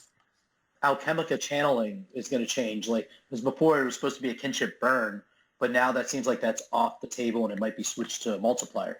So there's probably going to be a few things that do change. I'd really like to know a lot more about the lodge and a lot of stuff around that. I think that's one of the things I'm looking forward to. Well, let me Yeah, ask you, oh, go ahead, Peter. No, I was just going to say real quick, I think the interesting and fun thing about this team in particular is that they have, at every step of the way, shown an openness to like hearing community feedback and adopting, strong positions. Like the point that Hefe made about the kinship burn, like I think a lot of people were against that, especially if it was tied into the renting, right? Like if you're lending out an Aavegtochi and then that person burns all your kinship, like you're probably not going to want to lend them out. So I think that'll be really interesting too, is seeing more of the back and forth once the white paper comes out between us and the team of, here's what we as a community didn't like, here's some suggested changes, and just kind of seeing what we can all create together. Do we think that we'll see a, like in the first part of the white paper, part 1, or V1 white paper, do you think that they're going to have the SDK developer kit ready? Like, is that going to be discussed in the white paper, or is it going to be more tokenomics and or, I guess, Gotchiverse economics specific? I'm betting that the SDK part is going to be delayed as they're trying so hard to get the tokenomics done first. But I would love to see it out, but my heart is preparing for it to be later. Yeah, I think that first bit of the white paper is going to be a lot around the structures that you could build within the Citadel. You can have the Gotchi Lodge. You're going to have the reservoirs, the harvesters, and maybe some extra information around guilds and communication abilities. I feel like that's still like pretty base level stuff that I think we're all kind of waiting on that knowledge, especially people who run guilds too, because that'll maybe affect like how you hold your guild events and whatnot. And then the other piece of it is I know earlier on I'd listened to a bunch of podcasts where Jesse and Dan had really reiterated that the first part of the Gotchiverse is going to be mainly around this idea of decentralized and gamified DAO governance. So like that's going to be a really new concept that hasn't really been shown in any other games that I know of. Like Sandbox and Decentraland, they don't really have that sort of they haven't gamified their DAOs by any means. Their DAOs generally are just governing the treasury. But this is the first game I know of where actually it's the community creating the game. I think Jesse had actually mentioned in a podcast it can be sometimes unnerving to like let go of the wheel and, implement something that's has a unanimous vote and has like thoughtful input around the community. Because essentially you want the game headed in a certain direction as a builder, as a designer, but then the community might see something different that you might not be able to see. And at first, sometimes those decisions, it's kind of like, oh, I don't know, should I really can we really do this? But like the community wants it, and then we implement it, and then it works out great. With Haunt 2, there's been a few other ones that I could think of maybe that were kind of like controversial maybe decisions, but then it turned out great. It was something that once it was implemented, it was like, yeah, that was the right decision. So it's really cool how everybody in here who owns an Aavegtochi, who has voted on some kind of a proposal or something, they've essentially had a huge impact just because it's so early on in the game that these little decisions that we're making might have big effects later down the line. And we might have different votes that come about as a result of that. But just being so like engaged with building a game is something I've never really experienced. And I think that's really cool how we have like one of the most active DAOs in the world, despite and maybe not based on total value, not based on TVL, but based on like engagement. And that's only going to increase once we have like these district DAOs, community DAOs. Like I wonder with some of these DAOs, communities will have, some districts that are really Alchemica rich in certain things, certain types of Alchemica. And so I wonder what those districts are going to look like compared to other ones. Like, is the Keck rich district, is it going to be like, have the nicest streets and like the coolest installations, compared to some other region that doesn't have very much. So it's all going to be, yeah. Yeah, what do we think? I was going to ask that. What do we think the sort of district voting is going to be used for? I mean, I know Jesse and Dan have mentioned it a lot. Like public spaces, I guess. I know they have these kind of like monument spots, the sort of white dots on the map. Maybe voting on like what to install in those spaces. I don't know. What do you guys think? Well, I definitely think there's going to be a piece around these tiles and governing like, kind of like an HOA, homeowners association governing, I don't know how well No Future's penis parcel is going to do, but it's worth a shot. I might get voted out of the neighborhood. I'll have the one penis parcel in Pixelcraft Square. You gotta go to District 22, which is where Cherry is. I think anything goes up there. It's the red light district. Yeah, see, what I'm interested in is like, because you said HOA, like a homeowner association, right? So each DAO in and of itself, I wonder if we're going to develop like taxes. Like I could see like if we're in a certain district and we all kind of agree that maybe we start collecting a fee for being part of that district in terms of Alchemica, like whatever output you have, and then that could go into the DAO treasury and can be used for whatever. But I don't know if it's just going to be these DAOs and their treasuries are going to be towards the aesthetic of the neighborhood or like actually building wealth for the participants that live in that neighborhood. I kind of like both ideas, but it's going to be very interesting. And then to see if like, say the Citadel, there's 43, 44 districts. Are we going to have like a larger government that is like, we have each individual DAO, which is like almost its own like city council, is it going to be a larger city council that's like, we all have votes in that larger city council that determines what happens in the Citadel overall? Like that'll be interesting to see and figure out too. I'm imagining like the intergalactic Senate from like Star Wars, like from the prequel trilogy, right? Just like all of us, sitting in these floating pods, and it's like the senator from District 7 or whatever. It'd be awesome. I think it'll make things really interesting around some certain decisions that have to be made, especially once the Citadel becomes a hub for the rest of the Gotchiverse. I think that's when things are going to really get really entertaining because we're going to see a lot of development happen by that time.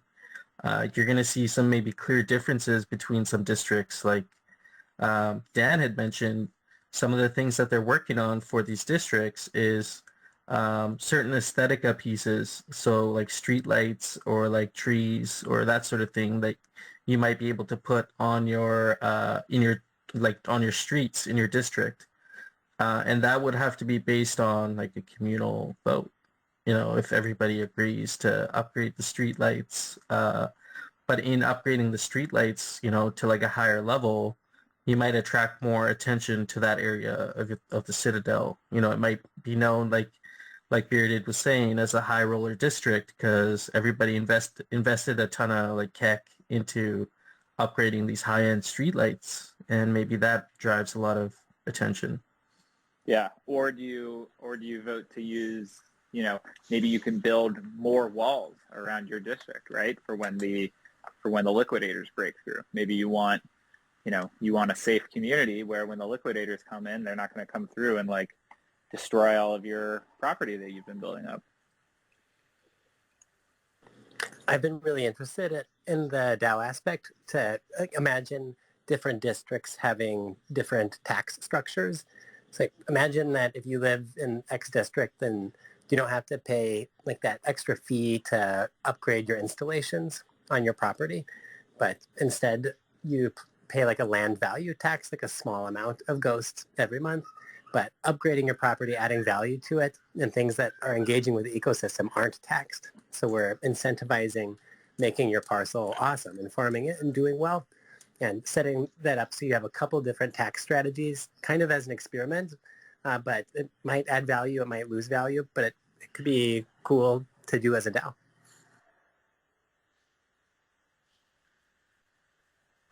What I'm imagining right now is like a gated Gotchi community, like a gated community where you might need like a certain wearable or something to get in because it's like all walls and there's like no way to get in. Like Mark Zeller just like builds huge walls all around District 43. You can't get in unless you're an Aave token holder.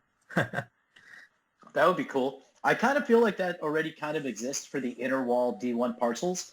If you own one of those, you're already wrapped inside of a wall. So although I think those walls are open, there are entry points that people can just walk right through.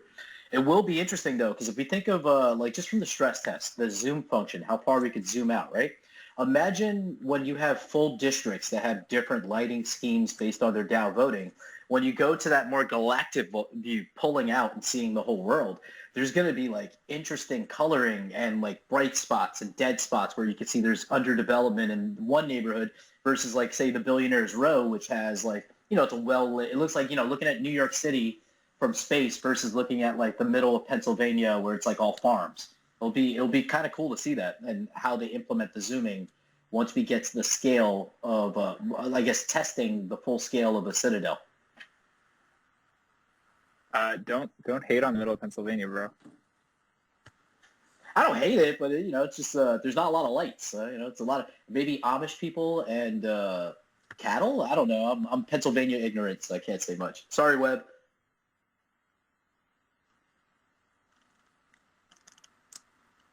Yeah, I'm really interested to see how things develop within districts, especially since we have like guilds that have already established themselves, like large guilds too.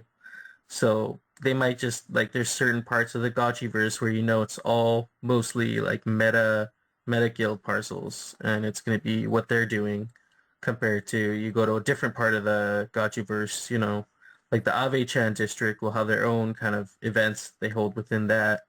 And these spacious parcels are going to be their own attractive, um, their own attractions within the Gotchiverse too, within each district. So there's like there's multiple reasons to kind of spread yourself out, in my opinion, among the Citadel, because there might be events going on in all different areas, even though we have the Pixelcraft Square and the DAO Square.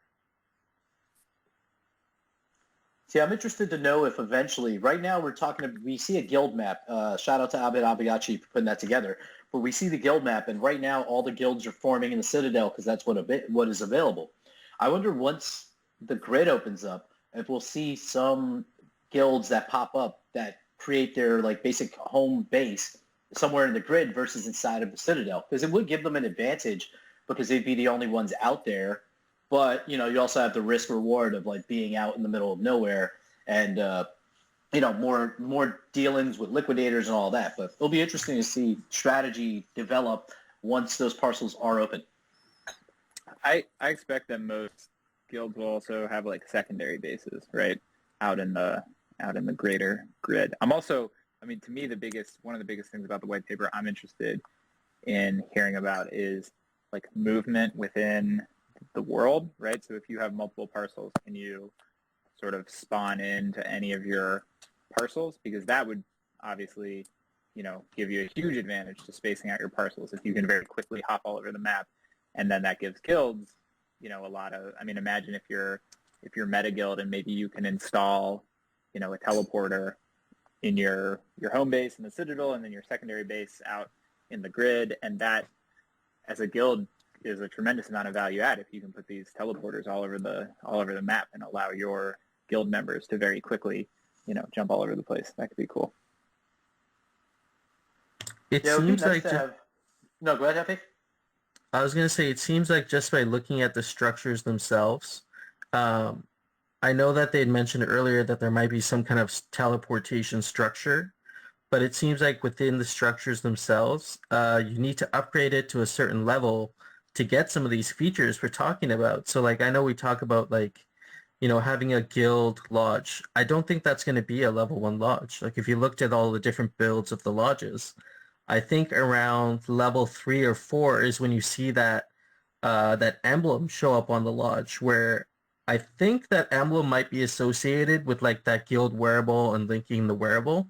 So maybe that might not be a feature that gets activated. And I'm just speculating based on what I saw in that video. But it seems like a certain feature wouldn't be activated till you got to like that level 3 or level 4 lodge, which like I'd imagine that takes a significant amount of Alchemica. So like if a guild wants like a guild lodge, possibly they might all have to kind of pitch in on the first one just so they can get their activities going. But like again, with that teleportation feature, I could see the same thing, like, having a basic structure maybe that, again, I'm speculating about maybe having a basic structure that allows you to teleport or spawn in your own parcel versus, upgraded version of that might allow for you to teleport around to other ones, and then maybe a further upgraded one that maybe allows you to like whitelist certain addresses that can use your teleportation, Yeah, I think something like that would be huge for, because I was looking, I mentioned it in the Hangout. I was asking, I wonder what the numbers are of unique Gotchi owners versus unique landowners. And someone found the stats and they put it up. What was it? 3,488 parcel owners, 3,527 Gotchi owners. Owners that have both Gotchis and parcels, 2,113. Only parcel owners, 1,375. Only Gotchi owners, 1,414. So there's going to be a mix of people who like only own one piece of land and they have one Gotchi.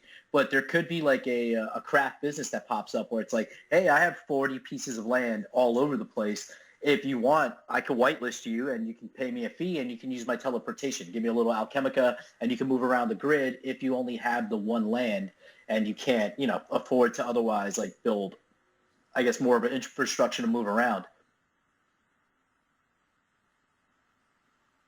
Yeah, and I even remember in games like RuneScape, you were able to teleport around like a ring of different teleportation spots, but you might have to pay a fee to do that, or you might have to complete a mission to do that.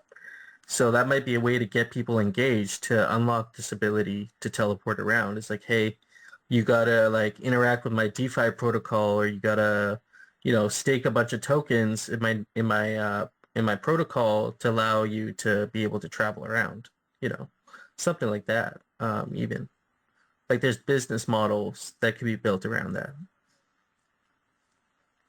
Yeah, someone eventually is going to have to make like an Aavegtochi bus system for their district, just for all the poor Gotchis that need public transit, and so they can get their next universal basic income stimmy from the Gotchiverse. That'd be pretty cool. I mean, I hope one day we get like Aavegtochi mounts, like some sort of a mount, like, like a cloud or something that you float on and it, you move faster or something. That'd be kind of cool.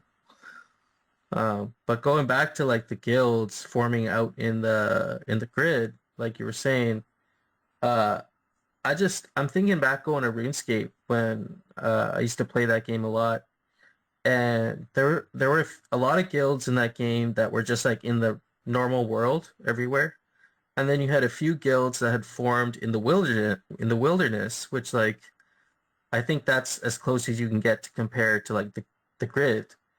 And those guilds were savage, man. Like you had to be careful when you're out there because you would get yanked, you get ganked, you get raided. If you're not part of the guild, you'd instantly just be like sacrificed. So I'd imagine things like gameplay in the guild in the grid. I think it's going to be pretty ruthless compared to gameplay in the Citadel. And you might have gotchis that never leave the Citadel just because it's like they know they're going to get wrecked if they leave. So uh, I feel like there's going to be, you might have to form a posse, like a little gang of gotchis that goes out so you're all protected. Like I think you have to be strategic around the grid gameplay if you don't want to get wrecked. Maybe another business is like for traveling like protectors, right? Like you can pay me, 5 Ghost, and Bearded is gonna, or Machine Elf is gonna, will roam around with you in the in the grid to protect you with my double energy guns.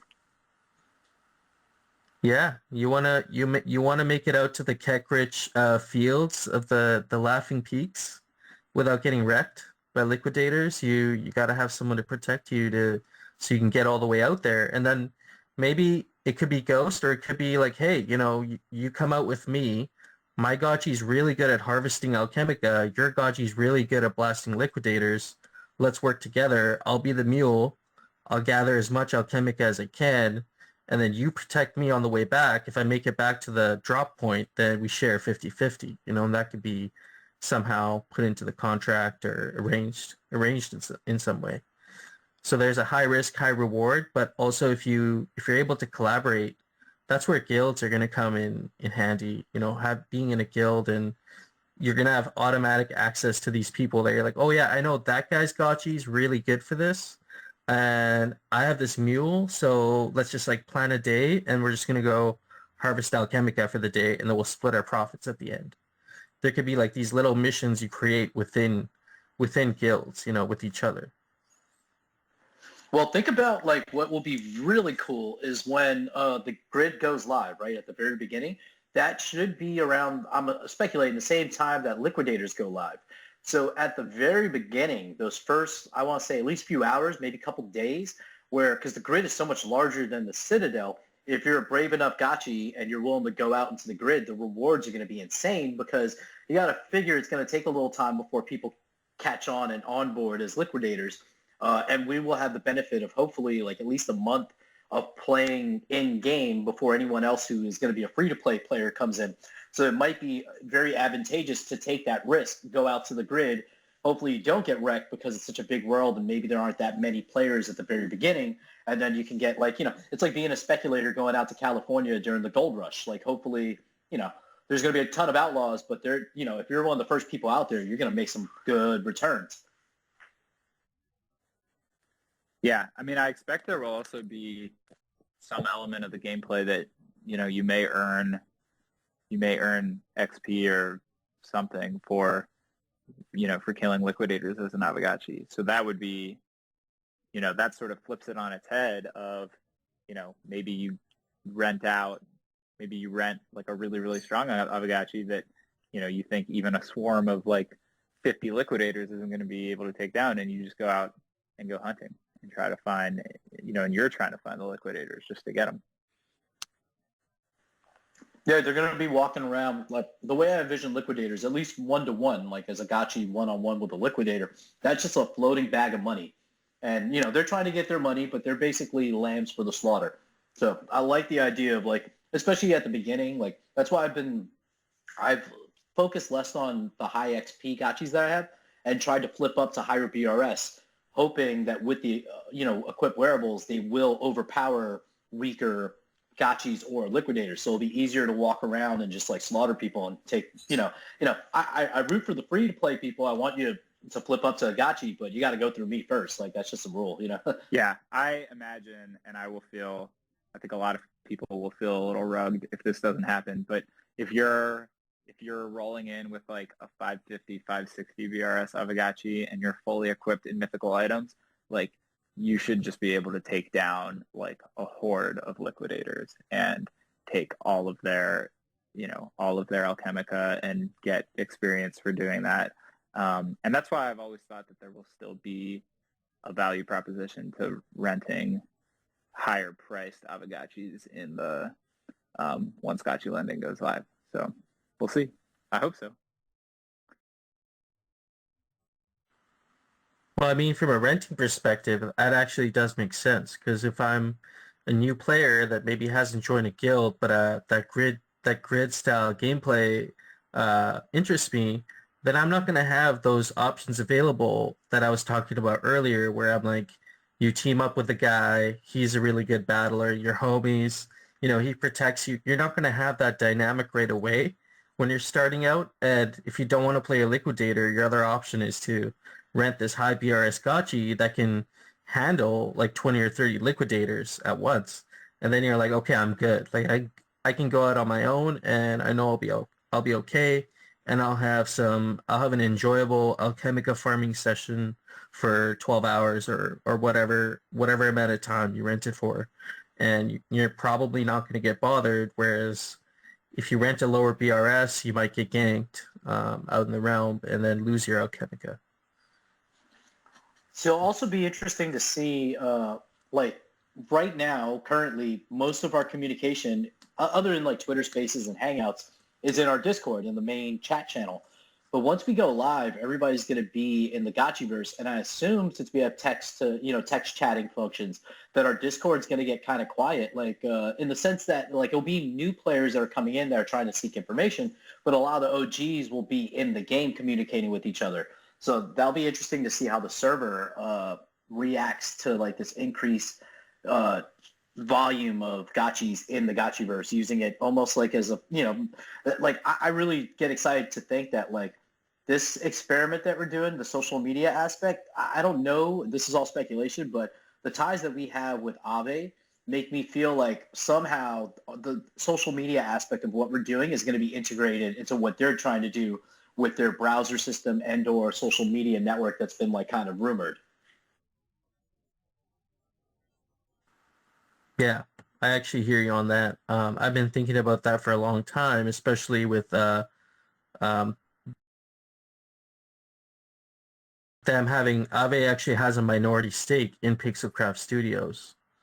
So like they are direct investors into the game, which makes me wonder how much of a collaboration effort they're going to have. It's probably going to be significant.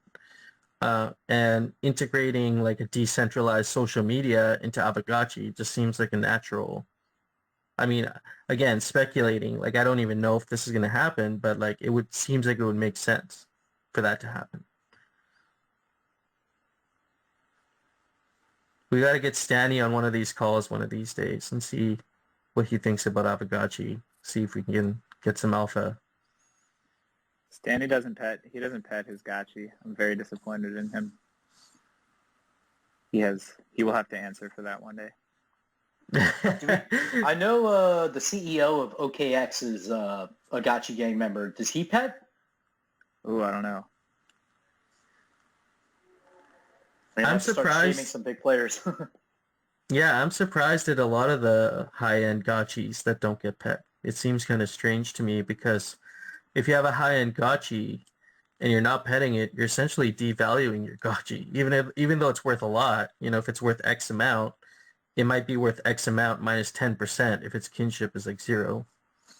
Like it takes a hit that way, in my opinion. I don't know. Maybe I could be wrong, but it's also a little weird because these players who seem to be the big players are people who are native to the space. A lot of developers, people who have that technical knowledge. So it's like, I'm surprised no one, like a player like that wouldn't just buy or make a petting bot or put it in with one of the petting services, because it's an easy out if you don't want to be responsible. Or they just like the look of like a pissed off Gotchi. Like they'll just be walking around in the realm, and it's like, don't talk to me. Like I get no love. Yeah, there was a Gotchi I bought recently, probably a few weeks ago, that looked pissed. It was an Aavegtochi. It looked pissed. I just finally gotten it. I think it's over 50. Let me check. I think it's over 50 kinship, so it's now smiling again. But it's like seeing it, it looks so upset. I was like, holy crap, what happened to this Gotchi? Let's see. It's at 48, so it's almost at 50. So now it's just neutral. It can stand me, but it doesn't really have an opinion otherwise. I saw on CoinGecko, if you guys have recently seen, CoinGecko has put out how to NFT, like an ebook, and they have an Aavegtochi on the cover. It's a uni Aavegtochi. And yeah, that thing looks pissed. I'm surprised they put that on the cover because you can see it's just like doesn't look happy to be there at all. But I was actually glad to see that they were on the cover. Like that's pretty awesome. The guild that were started.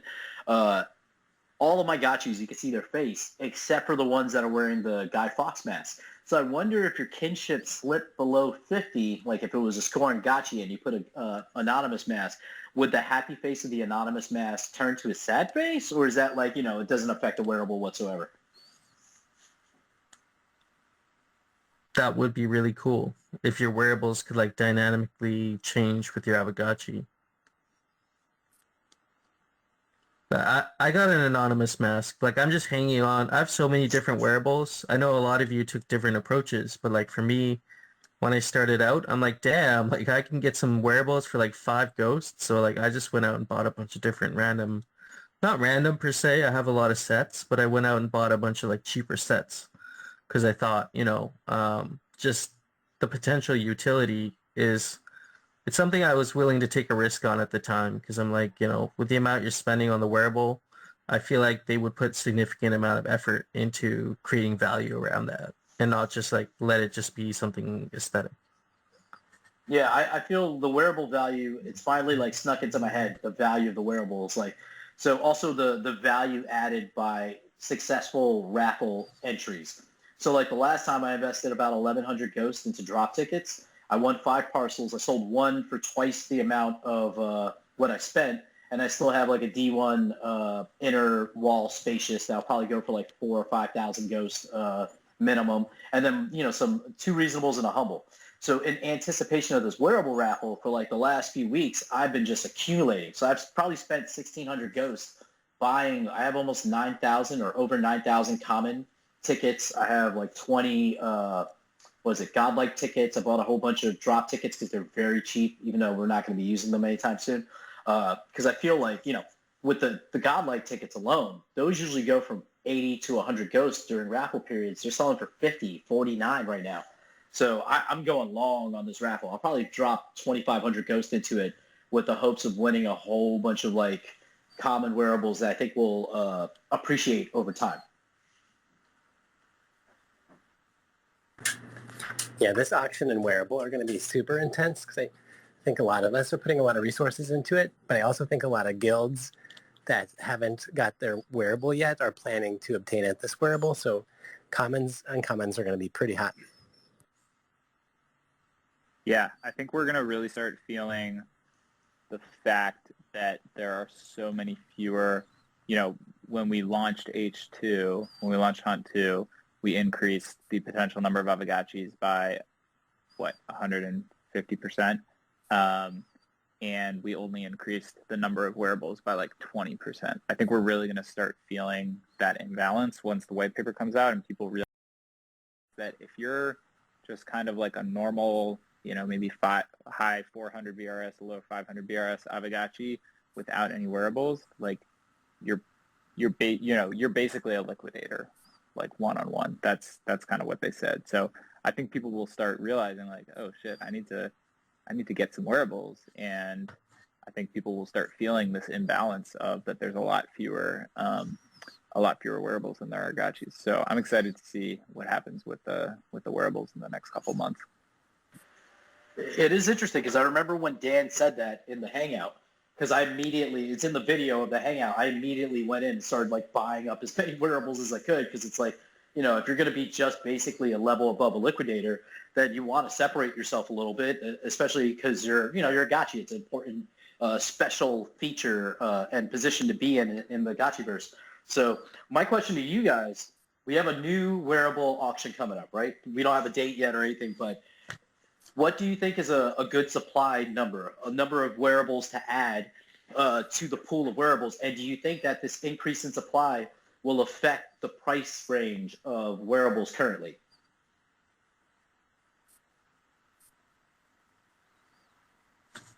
Bearded, you might actually know this number better, but I believe right now there's somewhere between 50 and 60,000 individual like wearable pieces.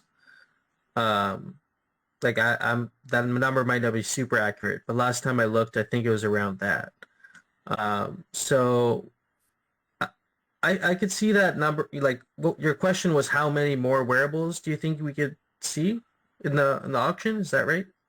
How many more do you think will be up for auction or raffle? And the increase in supply to the wearables pool, do we see that affecting the price of current wearables? Like right now, like I remember before the launch of the second set of wearables, pre-Haunt 2, like most legendary, the cheapest ones were going for like 300 or 400 ghosts at that time. So we had more legendaries come in, but then we also watched the floor for legendaries jump. Now it's at like 660 ghosts. So do we see something similar, or do you think that like if we add more supply, we're going to see the prices across the board drop? The recent post on the DAO forum was interesting because it outlined that the aesthetics of the wearable were really significant in their value. So I think if they're really cool, they're going to be worth a lot of money. And a lot of people like me who have a ton of gotchis, like they're mostly naked, and I think I'll have better luck renting them out if they are equipped. And I need to have a unifying guild one. So I think there's huge demand, which is going to help secure the floor from dropping too much.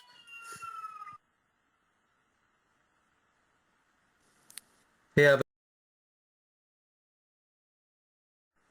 not What's much, up, what's man. up? Awesome.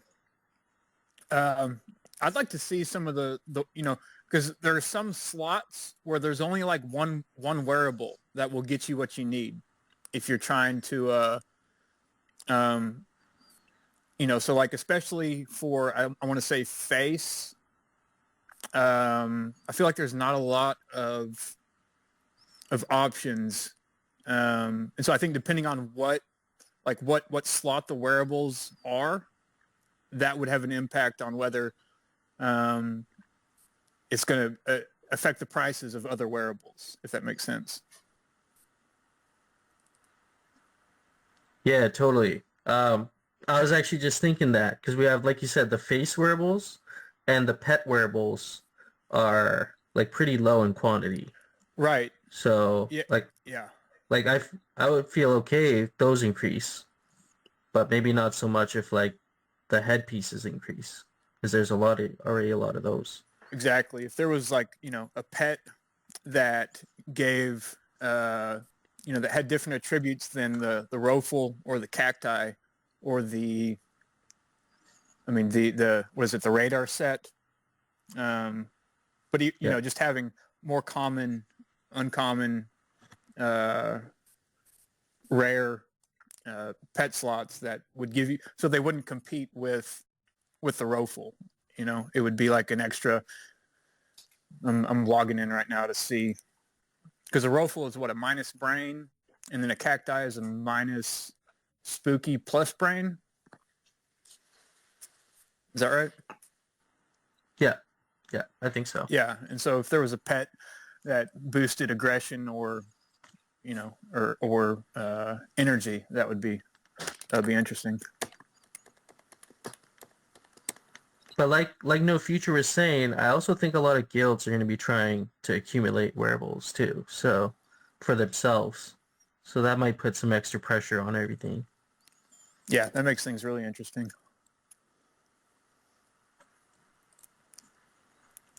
But like I'd be okay with a significant, given the amount of Aavegtochis we have now, and we might see a few more get summoned, and then we have the realm gameplay.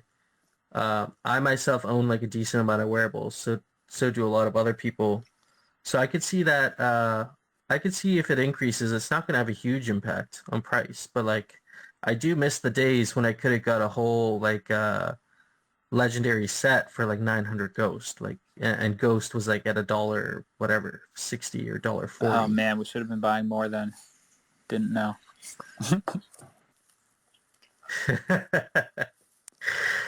Yeah. I wish I would have gone for the legendaries more back then. I went in on a lot of commons and uncommons, but yeah, I wish I would have gone for some of the more unique items. Especially like being a face in Aavegtochi, you kind of want to have your own unique outfit. Like nobody wants to like be out in the realm as Hefe or No Futuristic or Dr. Wagme or Bearded or whatever, and then see another Aavegtochi that looks exactly like you. Like I'd probably go change right away if I saw that. Well, it's interesting because we have that in here right now. There's two gotchis, user XO OX default, and then Metaverse Re.DAO. They both have the Captain Ave suit on that set, but one of them has the Ugotchi token in the left hand, and the other has the shield in the left hand. So they look very close, except for that one difference, the two differences, the shield in the different hands and the extra wearable. So when I see those two gotchis, I sometimes mistake them for who they are. Or even like Swilly. Swilly kind of looks like Jesse a little bit because he's wearing that full military outfit with the distinguishing feature being the steampunk mask. So it's like Dr. Wagme too. There are other gotchis. I think Mark Zeller has a similar setup to what you have. So sometimes I see you guys and I confuse it. I know it's working out in my favor. I don't mind being confused for Mark. That's a good person to be confused for, right? I will say I don't think I've seen another bearded lady out there, so I'm holding that down. Yeah, you got it. You definitely got it. See, I wish my big mistake was I managed to turn 324 ghosts at the end of season 1 into 6,000 ghosts because I invested it into Titan when it dropped. And at that time, I bought more legendary stuff because it was super cheap. Ghost was like less than $1 at that point. But I had my eye on some mythical items, and I was just like unsure because they were so expensive. It would have been like 2,000 ghosts. But it's like, damn, I should have bought those because they've doubled in value in terms of ghosts, doubled or tripled in value, and the value of ghosts is more than doubled. So it's like, man, that would have been such a good bet. But it was just like such a big bet at that time. I wasn't 100% certain. I wanted liquidity to go into the H2 auction as well, since it was like the GBM is so tasty. But live and learn. You just gotta keep flipping up. Like I very distinctly remember before I had one mythical item, just thinking like, oh man, like I will never have enough ghost to buy a single mythical item. Like I don't know how people are dropping this kind of ghost on these items. And I don't know, you just keep flipping up and then the next thing you know, you're just dripping in mythicals. I always tell people to like always have a hustle and Aavegtochi, just like know one market really well because there's so much opportunity because of the illiquidity of NFTs. People need to sell for whatever reason, which gives you an opportunity to like pick something no matter your price point, and you can make really good money. Like today, Horseshoe Mustache sold for less than 1,000 ghost, which is a steal for a face legendary item.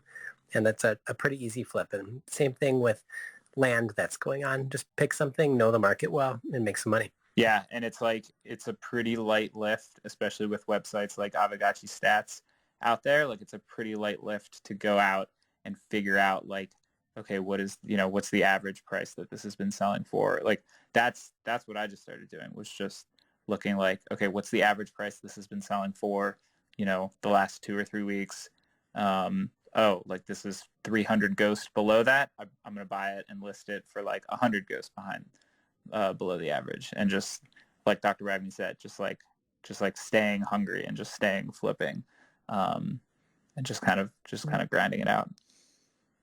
All right. I gotta go, guys, but this is I love these hangouts. I always learn a lot from you all and have a good time. So hopefully we'll be on next week too. Thank you so much for That's coming through. awesome. Always a pleasure. Absolutely. All right. Bye, guys. Thank you.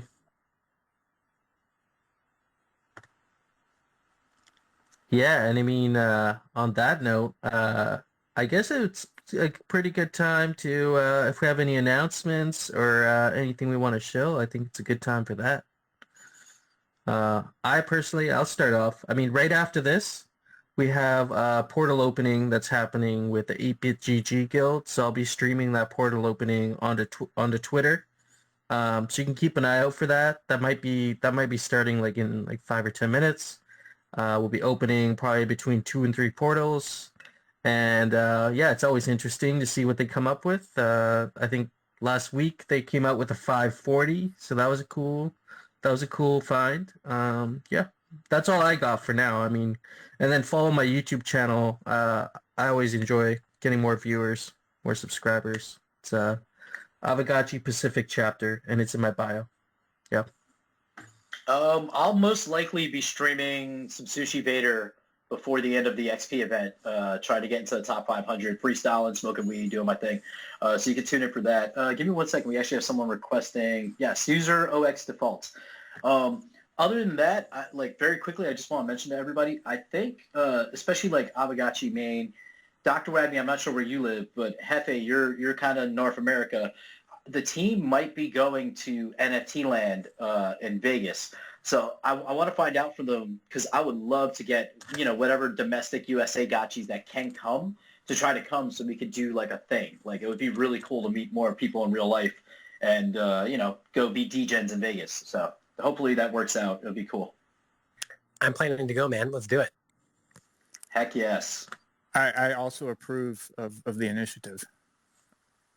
Yeah, I'll bring more pressure. I think Webb is still in here. Well, no, he might have left. But I'll talk to Webb, and then I'll try to open up conversations with Jesse and Dan, because having ambassadors there, like we are like kind of a lot like not I don't want to say the face of Aavegtochi, but at least the voices of it that people hear. So being able to have our content creators there, shilling to this like conference would be amazing. Hey, I had a quick question Yeah. for Jared with the Aavegtochi stats. If I'm looking at wearable sales, how can I increase the time frame? Because I mean I'm doing it, but it's not changing the graph or the data. Like right now it's going back to November, but if I want to go back before that, if I set date sold from to August, I think it can only go back so far, maybe, too. Okay. I was really proud of myself. I was like number 1 on one of the leaderboards for a while, and then I fell off. Then I could never find when I was number 1 again. Yeah, it might be a good thing to DM him about. Gotcha. But yeah, a user default, you got, oh, yeah, actually, he's going to come up on here, so he might answer your question. Okay. Oh, See no, here. really. I just wanted to take the time right now to just thank the community and celebrating my little bundle of joy here, Amalia. Can't wait to get in there and start destroying these liquidators.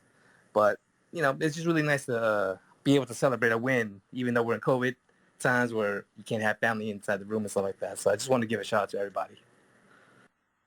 Yeah, congratulations, bro. Much joy, much luck in this new year with your new little family unit.